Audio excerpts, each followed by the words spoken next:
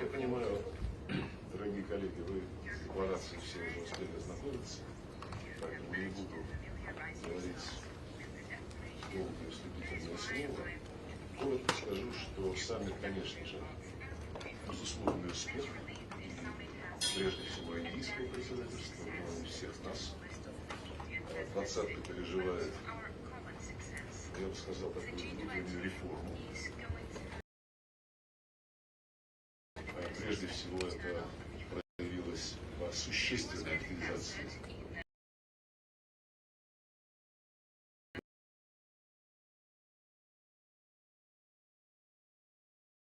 part of the declaration. The agreements that have to touch upon the scope of activities, the remit of the G20, is essentially about the global south wanting to strengthen its role in global governance mechanisms so that they adequately reflect its share in global affairs, including in the economy, where BRICS has already surpassed the G7 countries in terms of their GDP. The declaration outlines the tasks of reforming the International Monetary Fund, the IMF. Frankly speaking, if we take an honest look on quotas and votes, the Americans wouldn't have had the blocking veto power that is preserved artificially. This summit will give a positive impetus to the effort to reform the IMF, the World Trade Organization. This is something the declaration stipulates directly. These efforts are hindered by the United States and its allies. In the same vein, an emphasis is placed on the need for the West to comply with its years-long promises that have been undelivered on, including on technology transfer. There is a very clear cut-out task, and the developing countries will not tolerate being put before the false choice, fighting poverty or investing into climate change. This is a false alternative, and naturally the tasks of social and economic development take precedence. The declaration also stipulates the need to deliver on the promises to transfer technologies to the global south countries, not only exporting commodity materials and then receiving costs from added value. The West also has long ago promised giving 100 billion US dollars per year to prepare economies to counter the negative consequences of the climate change. Nothing of that has been done. The declaration also mentions all those tasks that need to be done in accordance with the long-standing promises in order to ensure a balance of interests in the global economy. It is a long way to go, but this summit has been a milestone from the point of view of giving a clear guiding star for us to follow. Another thing I would like to mention in particular is the active role of the Indian presidency that has genuinely consolidated the G20 members, probably for the first time in its history.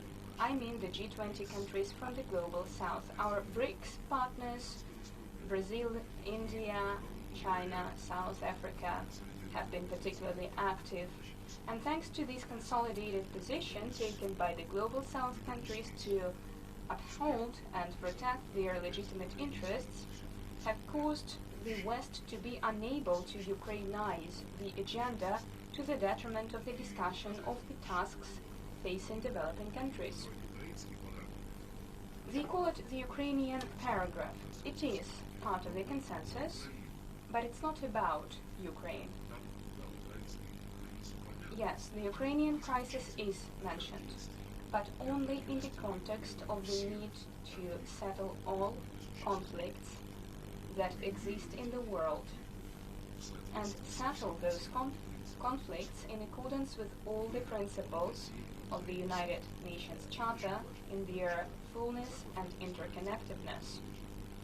As you know, as soon as we start talking about Ukraine, the West is unable to maintain an intelligent discussion. All it can do is demand that Russia stop its aggression and restore Ukraine's territorial integrity. But the United Nations Charter also mentioned, after the principle of sovereignty, the principle of equality and self-determination of the people. When we explained it to our colleagues, and we have been talking behind the scenes a lot, when in February 2014 a coup d'etat took place in Kiev and putschists came into power, the first thing they did was declare that they wanted to eliminate the Russian language as another state language. That was what triggered the inhabitants of Crimea and the Donbass. They were unhappy about it. They said they didn't want to live in such a country. This attitude to their own country is what took Kiev to undermine its own territorial integrity, because the UNGA declaration about the principles of international law says that it is necessary to respect the territorial integrity of countries whose governments respect the principle of self-determination of peoples and represent the entirety of the population of the country. In February 2014, the putschists can hardly be considered to be powers representing the interests of Crimeans and the inhabitants of the east of Ukraine. That goes without saying, no need to even prove it. So the Kiev regime destroyed the territorial integrity of its country with its own hand. Therefore, in full compliance with the UN Charter and the international law, the principle of self-determination of peoples came into play. This is something we have explained a lot, many times, and the correct understanding of what is going on is apparent amid the developing countries in the G20. I believe that some of our Western colleagues understand it too, but you know very well that they are placing their bets on Russia's strategic defeat.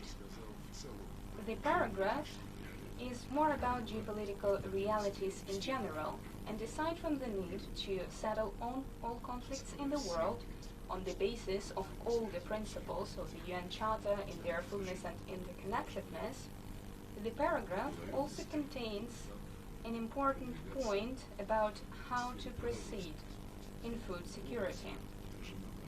It fully reflects our position that President Putin has described many times. If everyone is interested, we are ready to resume the Black Sea Initiative in both of its components proposed by the UN Secretary General. И украинские зерновые. Кстати, в этой связи отмечу еще один параграф в этом разделе геополитическом, где Запад был вынужден согласиться на серьезную подвижку позиции.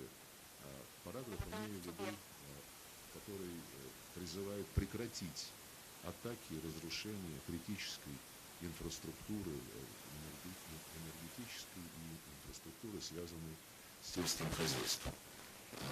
Прямо не упомянуто, но... I didn't mention it directly, but it is clear for everyone that it also touches upon the terrorist attacks against the Nord Stream gas pipelines, the Odessa and ammonia pipelines, as well as blows. По Запорожской атомной электростанции. Так что я считаю, что это сбалансированный и, главное, отражающий реалии параграф, который мы поддержали. And we supported that. In general, the declaration contains over 80 paragraphs, and you have either read it already or will do so soon. And the success of the summit created new opportunities to continue working to ensure justice and fairness in global economy, as well as in global financial circles.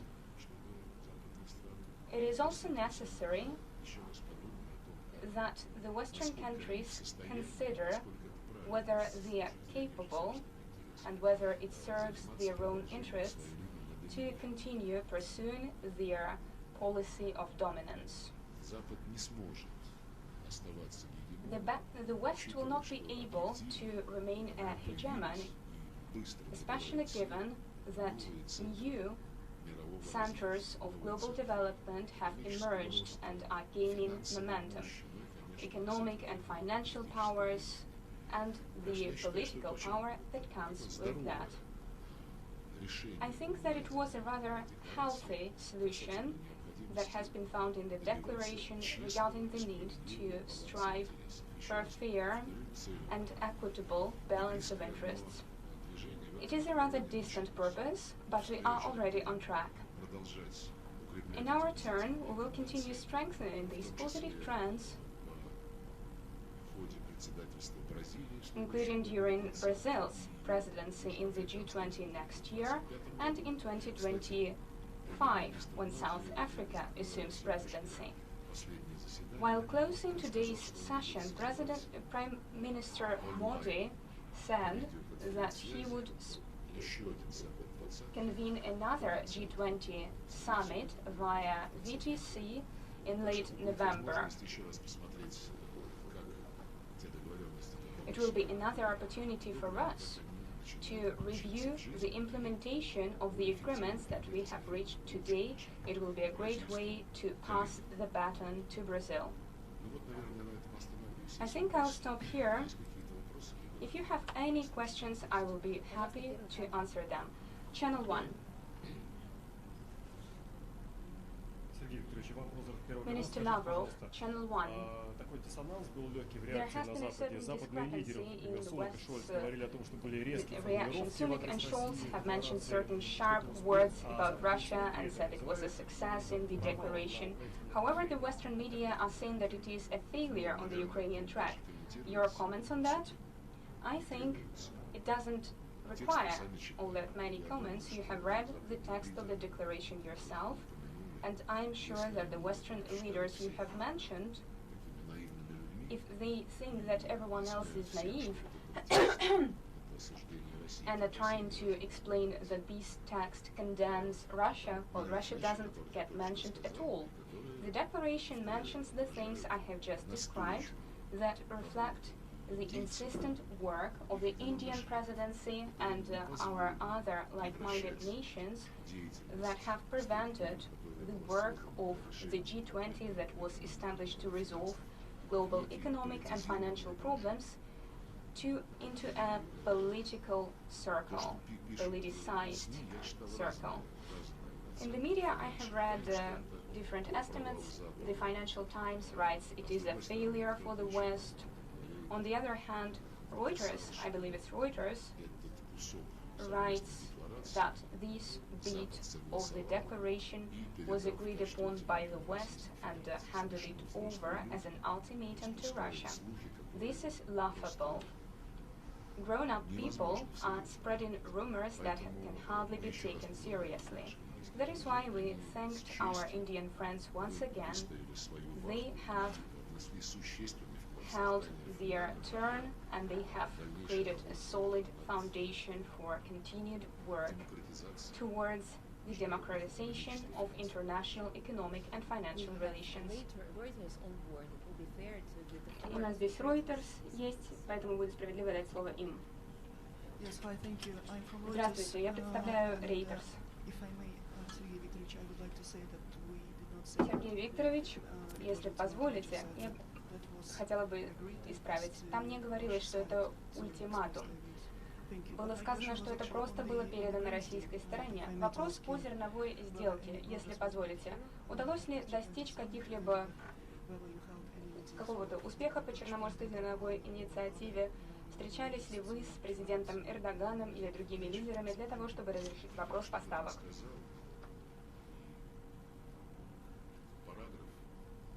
I have just spoken about that. That paragraph in the declaration is self-explanatory. No one was able to object to what President Erdogan offered and something that President Putin has spoken about many times. It is entirely possible to revive the Black Sea initiative, but only if it works in both parts, not only the export of Ukrainian grain, but also alleviating any obstacles in the export of Russian wheat, other grains, and fertilizers. Many have been speaking about the letter written to me by Secretary General Guterres. Despite the diplomatic ethics, the text of this letter was leaked to the media. However, having read the letter, one might think that the Secretary General is being used to promote unilateral approaches. Regrettably, the point of his address can be boiled down to that. Resume the Ukrainian deal right now, and then, within a month, we will do something to re-swift someone. After 3 months, we will deal with the Lloyd's insurers, and so on. As for the SWIFT and Roselcos Bank, this is untrue. No one, including Mr. Guterres, made any promises about re-swifting Roselcos Bank. They are trying to convince us to agree to a completely unrealistic idea about the branch of Roselcos Bank in Luxembourg to play its role. However, this branch is not licensed to conduct banking operations, and it hardly has any capacities left. It's going to be closed quite soon. As for the Lloyd's insurers, back in Jakarta, Secretary General Guterres said that he agreed upon the placement of certain UN consultations on the platform, but speaking of specifics, he couldn't provide any. We appreciate the efforts made by Mr. Guterres, and President Putin has spoken about that too. I have expressed my gratitude to him for his efforts. However, these efforts seem to be doomed, now that the West is only making promises. This forced Deputy Speaker, Mr. Haka, who recently said at a press conference that the Secretariat, despite its endeavors, is not in any way violating illegitimate sanctions imposed on Russia. Now the UN Secretariat is complying with the US and European sanctions. I'm sincerely hoping that this is a slip of the tongue,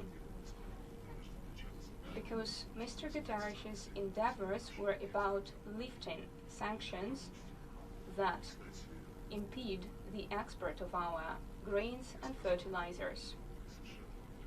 Europe and the United States are only making promises to take certain steps.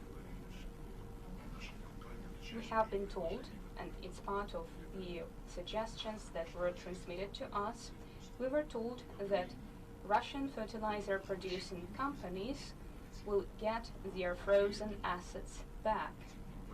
However, at the same time, these companies will not be able to conduct bank transactions. And wherever you go, wherever you look, there are shades and details.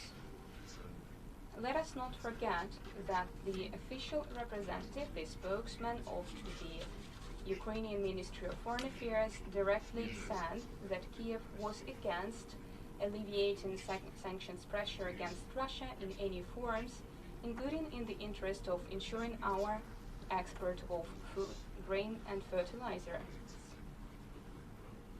So you can see for yourself who is telling the truth, who isn't, and who takes what position. The President Putin was unambiguous. As soon as all the necessary actions are undertaken to alleviate any obstacles impeding the export of our grain and fertilizers, the very same day we will get back to the collective implementation of the Ukrainian part of the Black Sea Initiative. Российская газета.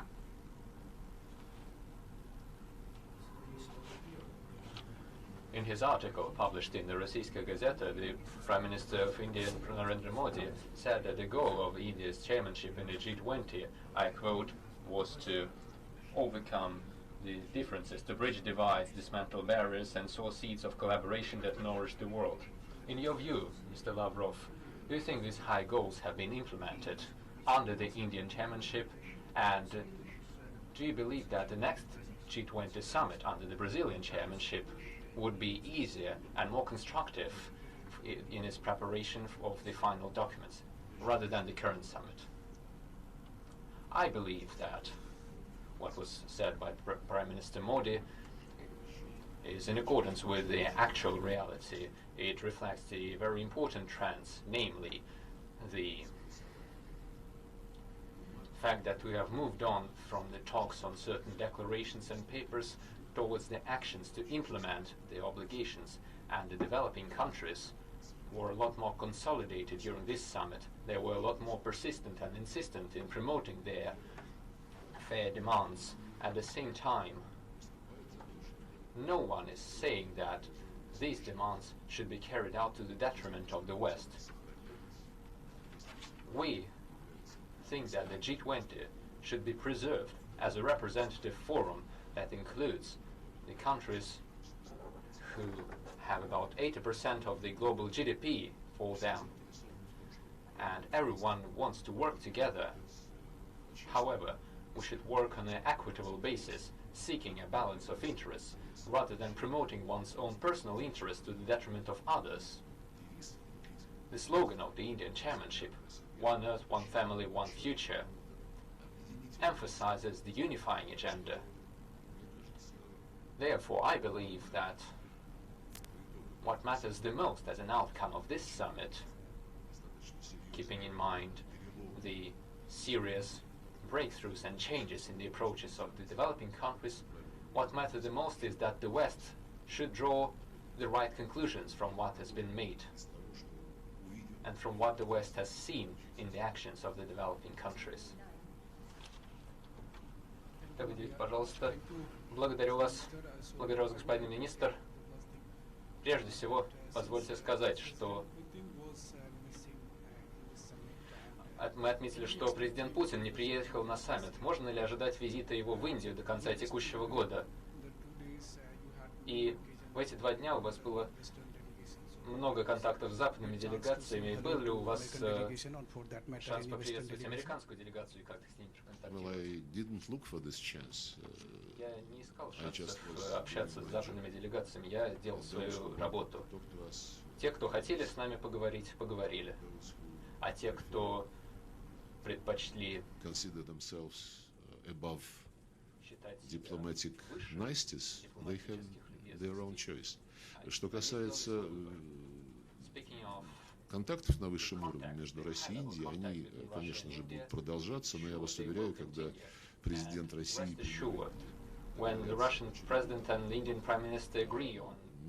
об этом будет объявлено не в ответ на вопрос журналиста, при всем уважении к вашему взгляду. Пожалуйста, телеканал «Россия».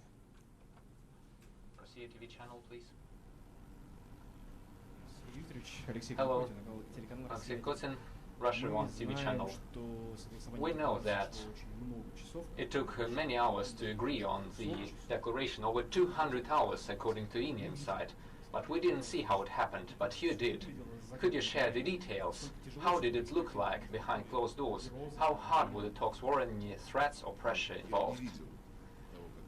Well, I didn't see the process itself, since 99% of the work took place before the summit. When we came here, sure, there were certain things left to be done, the final strokes, and I took a bit of a part in finalizing that document. No one saw that process, because the people, the teams that were working on that, including the Sherpa, Sultan Lokshev, who is present here, Mr. Marat Berdiev, our ambassador at large, who was working with her, they were working. They took them there and closed the door behind them. Some 100 kilometers away, they were closed, just like during the election of the Pope. However, there was no smoke involved. Rather, there was quite a positive conclusion to that work. So I would like to congratulate everyone, the Sherpas, the sous Sherpas, and the experts of the G20. I would like to thank all of them for their constructive and fair work. They have great communication among themselves, answering the question of our Indian colleague. So, when they need to, they can do it. The Hindu.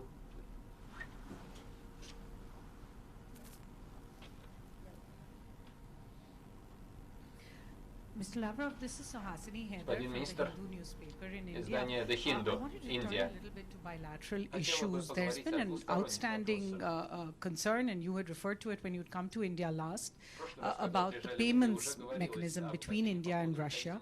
поводу My question is, has there been any progress in that discussion on payments mechanism, and is there a real worry now that the delivery for S400's next batch is not going to be provided to India as a result, and that India is instead going to look elsewhere for high technology defense imports, as it has with the United States? Я, честно, не знаю, где вы берете такую информацию. Я встречался, на полях этого саммита. During this summit, on the sidelines, there wasn't really enough time, but in Jakarta, where we were for the East Asia Summit and ASEAN, we were talking with Mr. Dr. Subramanya Jaishankar, and we were discussing the bilateral issues, including the problem you mentioned, since in this situation we have billions of rupees accumulated on the accounts which so far cannot be used. And our Indian friends assured us that they would offer promising areas where they could be invested. All the other agreements, including military and technical cooperation, are still in force. Lente.ru. Mr. Lavrov, good afternoon. There's no doubt that the signing of the declaration is a diplomatic success for Russia. My question is as follows. Do you believe this success would open a new negotiation track to find solutions for other contested issues like the grain deal and especially a new INF treaty? Thank you. Well, you took it quite quickly. You see, I feel that this summit was a turning point. I think that there would be more aspiration for the countries to work more closely together. But if we speak about the implementation of certain paragraphs that would contain any calls for actions, I cannot talk about that. The West has shown many times that it can simply ignore and disrespect its own promises and obligations. Everything's clear for the grain deal. Everything should happen simultaneously, if anyone is willing to do that. And if anyone was honest in signing up to that formula, this means work should be done. Speaking of the New START treaty, I do not see any link. The New START treaty is a treaty between Russia and the United States, which was concluded in absolutely different conditions on the international arena and in absolutely different situation between Russia and Washington. They were totally different to the ones that we see today following the Western war on Russia through Ukraine with the purpose of inflicting strategic defeat on Russia. Under these conditions, there is no negotiation, there is no talk about the current treaty or any other new treaty on strategic stability. Although we will continue to comply with the New START treaty until its expiry. First of all, the figures on the maximum number of the relevant types of weaponry. And coming back to the question of compliance, the paragraph that says that all conflicts on the international arena shall be settled peacefully in accordance with all the principles of the UN Charter and that no conflict should be ignored. This is a strong signal, I believe, and it reflects the unacceptance of the Western attempts to Ukrainize any discussion or any format to the detriment of other conflicts that have been lasting for decades and the other problems of the developing world, including the problems in Africa. They were raising this issue as well. So far, they're not complying with the UN General Assembly resolutions on decolonization. France is unwilling to fully liberate the territory of the Comoros. Britain is still unwilling to leave the Chagos archipelago, although there are numerous decisions and resolutions of the General Assembly on those matters. Therefore, the principle that there is no conflict that everyone would be discussing because the West is pushing certain ideas and certain agendas while ignoring other problems. This is a thing of the past. The situation is changing. The West shall no longer dominate the rhetoric.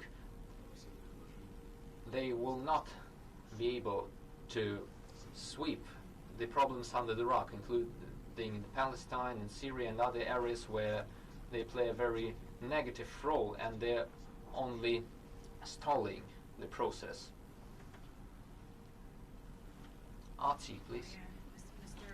Благодарю вас, господин министр. Западные СМИ Xi Jinping at the summit here in New Delhi would give a unique chance to Western countries, specifically EU, to get closer to African countries and demonstrate that they are serious in their decision to reload their relations with the African continent despite colonial past. And you just mentioned that somehow they are failing this time. So did they really use this chance, and were there any specific attempts from European countries to really approach African countries, since they had such a great chance with African Union now a permanent member? Thank you.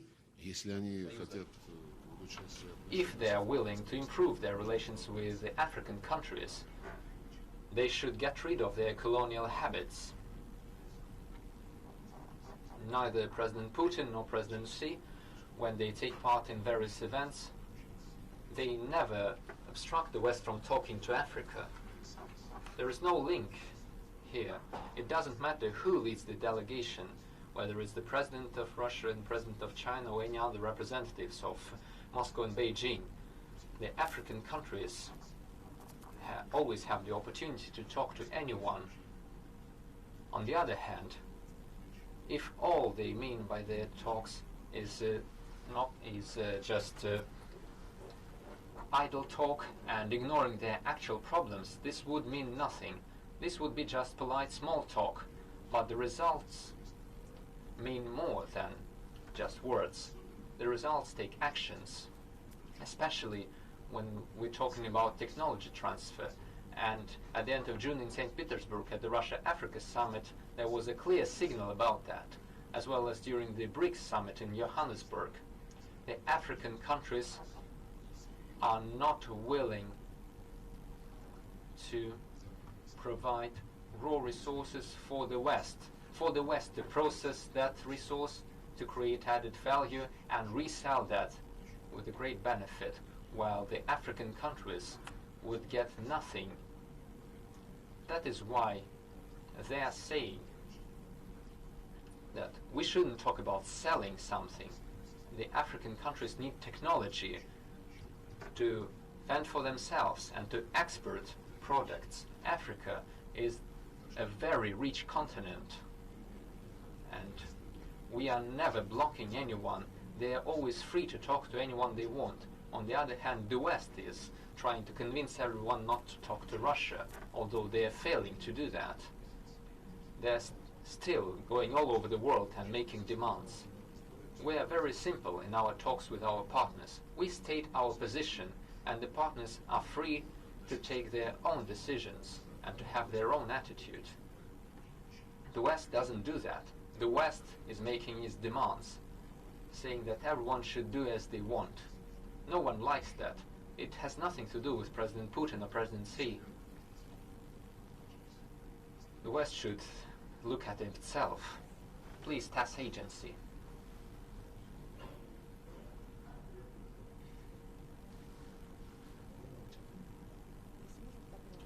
Could you speak up, please, to the mic?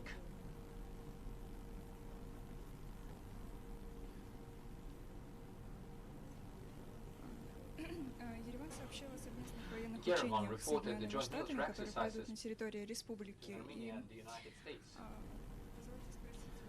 I have a question. What is Russia's view of this step by Armenia? And keeping in mind that the media is reporting that Armenia may withdraw from the CSTO, is Russia concerned by the upcoming military exercises between Armenia and the United States at the Russian borders? Thank you. The Kremlin has already made a comment on that. There is nothing good about an aggressive NATO state trying to get into the Caucasus region. I don't think this benefits anyone, including Armenia itself. No matter where the Americans come, they have hundreds of military bases all over the world, and it doesn't lead to anything good. At best, they stay there, and at worst, they are trying to dominate everything, including the political process. We regret this decision by the Armenian authorities. We've mentioned that. You were talking about the CSTO. The agreement on the exercises between Armenia and the United States look very strange, since Armenia has been refusing to take part in the CSTO military exercises for the last 2 years, saying that if the CSTO as a military alliance involving Armenia would condemn Azerbaijan, then Armenia would be more active in the CSTO. But when we ask them, why are you talking to the Americans and the Europeans if they're not condemning Azerbaijan, they say that they're not their allies. That's why it's up to Russia to condemn Azerbaijan. This logic is quite weird, but I do hope that all the obligations between us as allies will remain. We appreciate them, and I hope that they would prevail in the end in the foreign policy of Armenia. Speaking of their threats to withdraw from the CSTO, there are numerous politicians who make quite arrogant statements towards Russia. We can't see that, and this did not start yesterday. There is nothing new about that. Remember when Mr. Pashinyan was not Prime Minister and when he was raising the Armenian people and inspiring them, one of his slogans was to withdraw from the CSTO and even the Eurasian Economic Union. Well, many believed that this was just the election populism and an attempt to win more votes. But later, Mr. Pashinyan refrained from such statements, including during the CSTO summit in Yerevan. Back then, this was the year 2021, there was a ministerial meeting and we have agreed on the mandate of the CSTO mission on the Armenia-Azerbaijan border. Everything was signed, but on the next morning the Armenian colleagues have decided to push back the document and postpone it. So before accusing us of anything, they should take a closer look at their own actions. There was some politician, I think it was the head of the parliament, who said that Nagorno-Karabakh was given to Azerbaijan by Russia.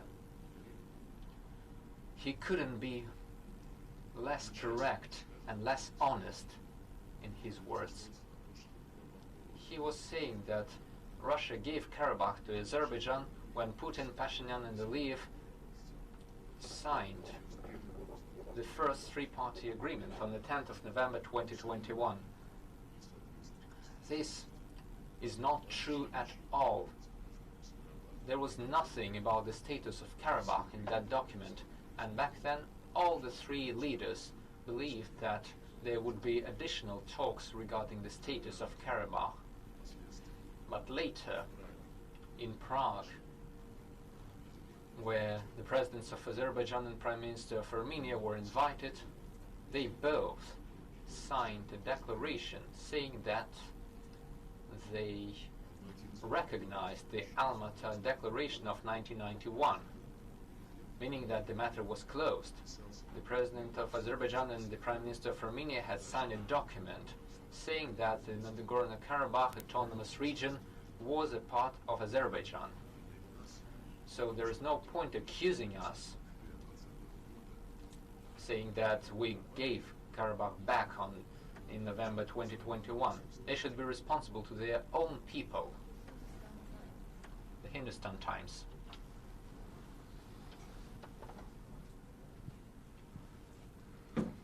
Okay, if there is no questions, тогда известия. Что? Николай Иванов, «Известия», Сергей. Nikolai Ivanov, Izvestia newspaper. Ursula von der Leyen and Charles Michel represent the EU, and EU member states are represented here. It is like a hydra with many heads. However, the African Union was only adopted here. Why is it? I wouldn't say that it is a hydra of 100 heads, more like 2. It is something we have reflected upon for quite a long time, when during the last summit we started considering giving full-fledged membership to the African Union. We actively supported this idea. It was approved by consensus at today's summit, and since this very day, the President of the African Union, the President of the Comoros, has been working within the G20 as a full-fledged member. I believe that the trend you have mentioned and the question you have asked reflect a general trend. Because we can hear various ideas about not only the African unions getting involved, but also the Arab League, the CELAC community of Latin American and Caribbean countries. Probably at a certain stage, the Eurasian Economic Union might be considered of one such regional structure that could become a participant. And by the way, this is exactly the group where the EU belongs, because it really doesn't look proportionate, and leading EU countries and the leadership of the European Council and the European Commission are represented. The question is there, however life will tell.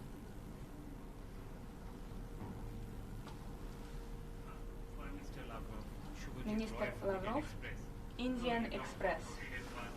Вы говорили о том, что I would like to understand if there was a political level reach out from the Prime Minister and the Foreign Minister of India, as well as from other countries, say China, South Africa, Brazil, who worked together on this particular joint communique. Thank you. Африкой, Бразилией, которые работали над созданием комитета. We are perpetually in the contact with my Indian colleague. We spoke to each other in Jakarta. The brunt of the work is borne by the Sherpas and the experts, naturally. But when certain issues arose that required our attention at the political level, we get in touch, we call each other. If we are at the same event, we always try to meet, and in the preparation of the summit, we spoke a lot. It is a normal practice between friendly countries.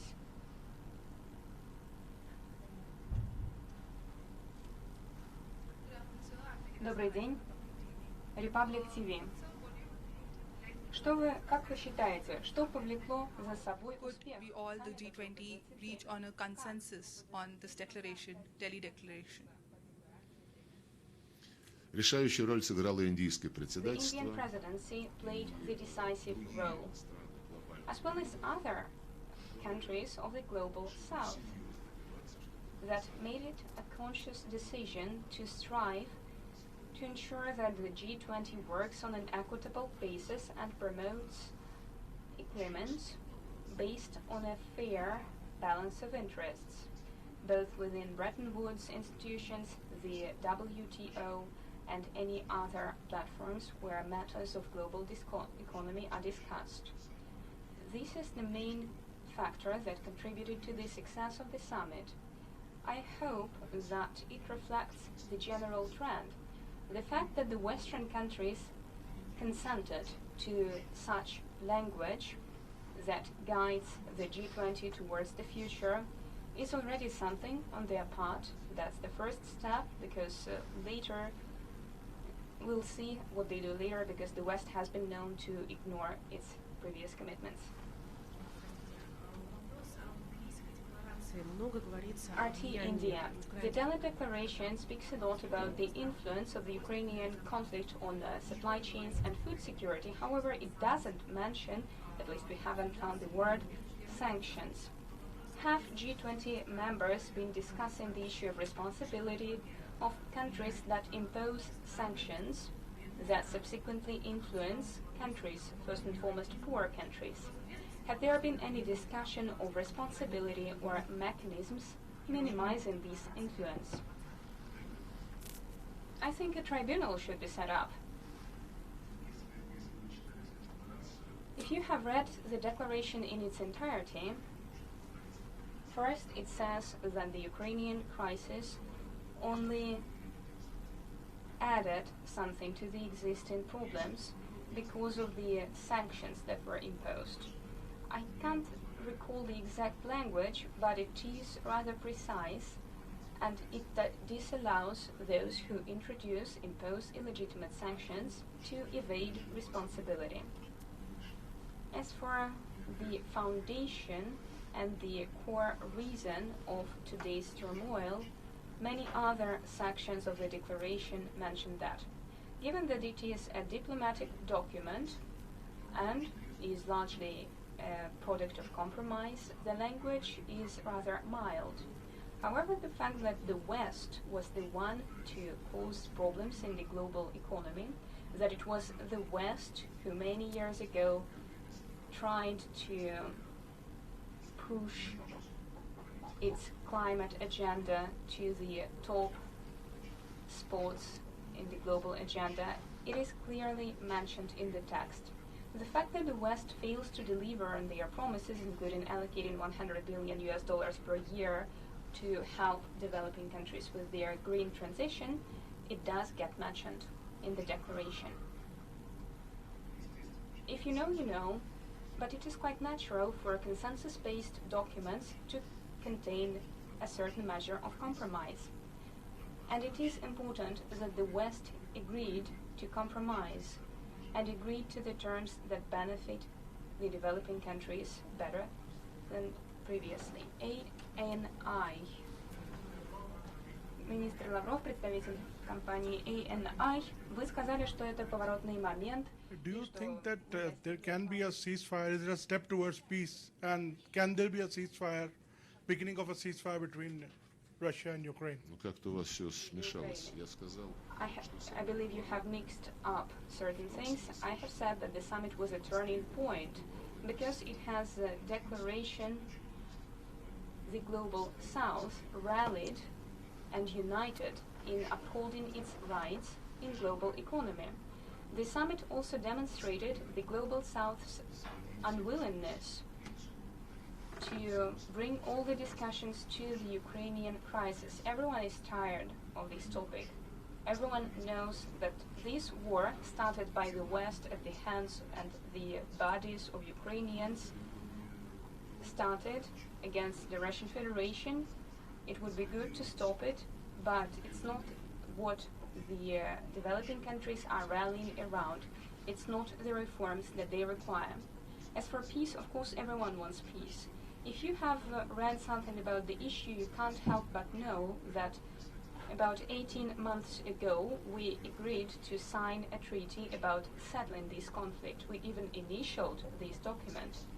And after that, the Anglo-Saxons ordered Zelensky not to sign it because they thought they would be able to reap some concessions from us.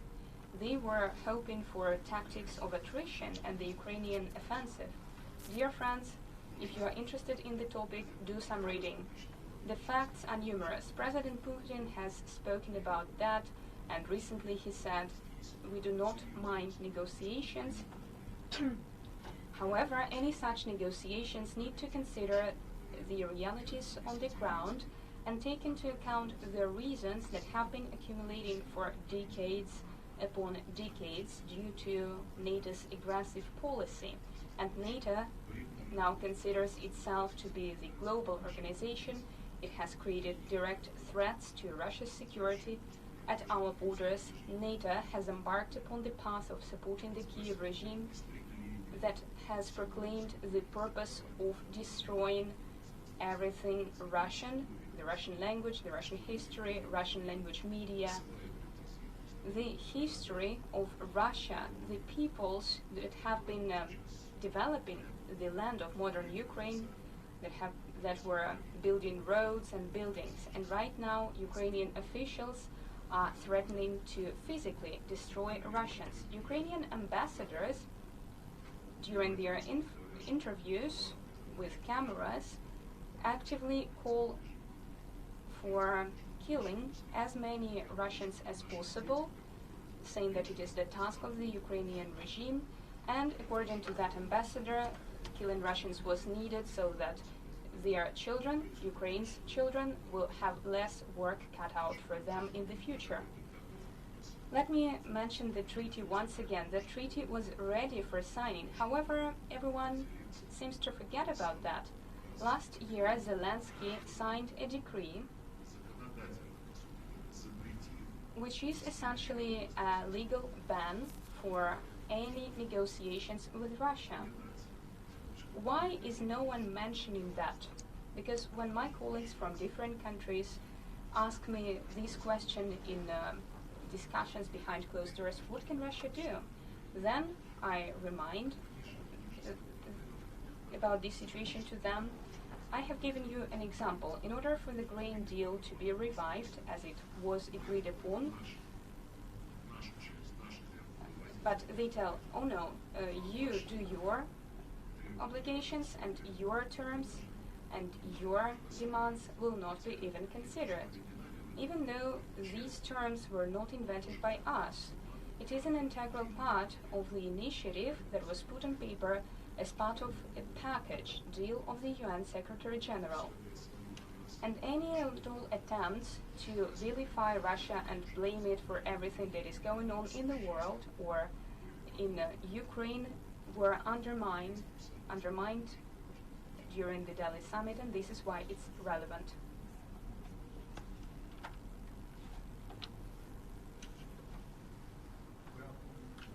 Добрый день, господин министр Лавров.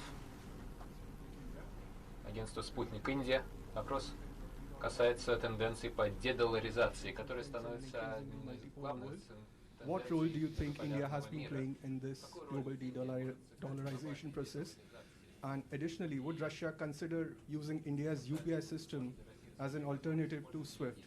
And I also have a question. Do you have you had any bilaterals at the sidelines of the G20 summit for with Americans, for instance? Thank you. Насчет дедоларизации. Speaking of the de-dollarization trend, the process has started, and it has started in our relations with India as well.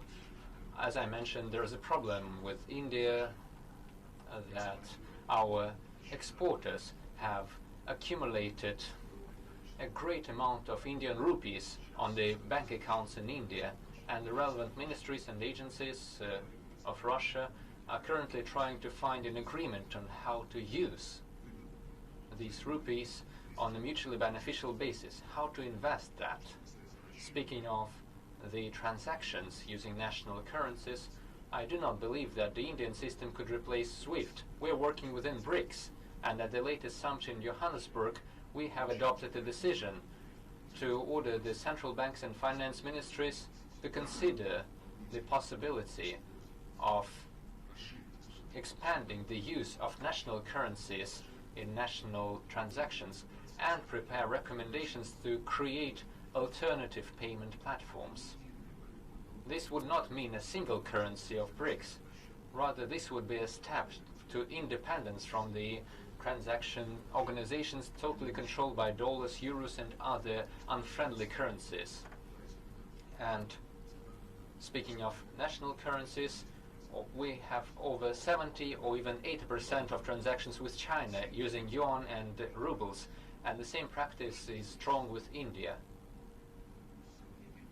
So there is no doubt that this is a healthy trend, and rest assured that almost all normal countries can see what is currently happening and what the Americans are doing with SWIFT and overall with the dollar transactions.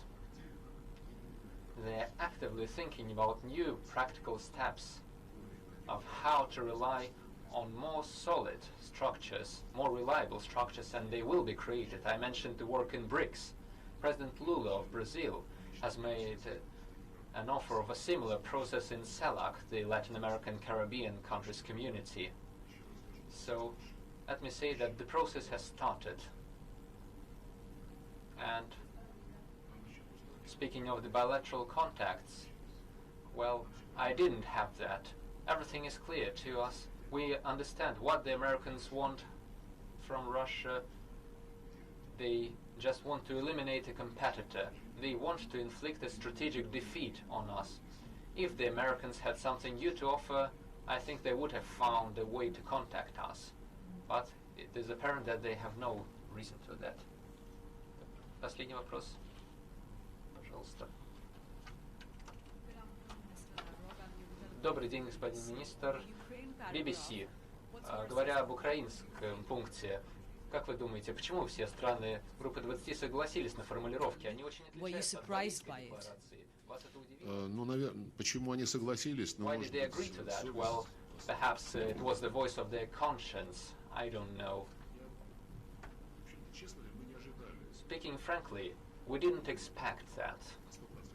We were 100% ready to defend our honest wording of the text, and it was truly honest and fair.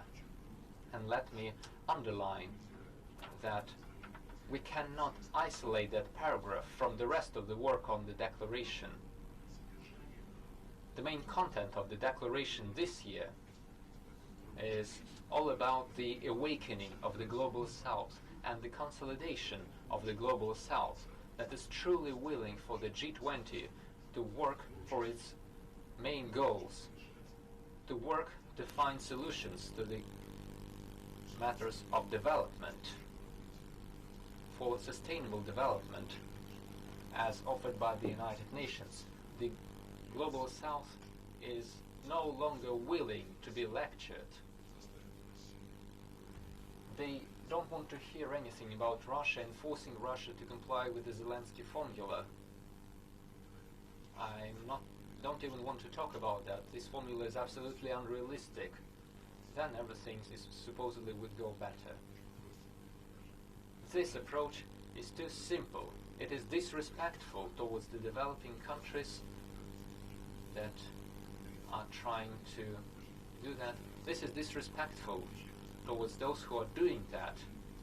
Grown-up people, sane people, and responsible people cannot say such things while understanding perfectly well that this is nothing but a new expression of neo-colonialism, an attempt to dominate everyone else. They have failed this time, and I think that there is no stopping this trend. Thank you very much. The press conference is over.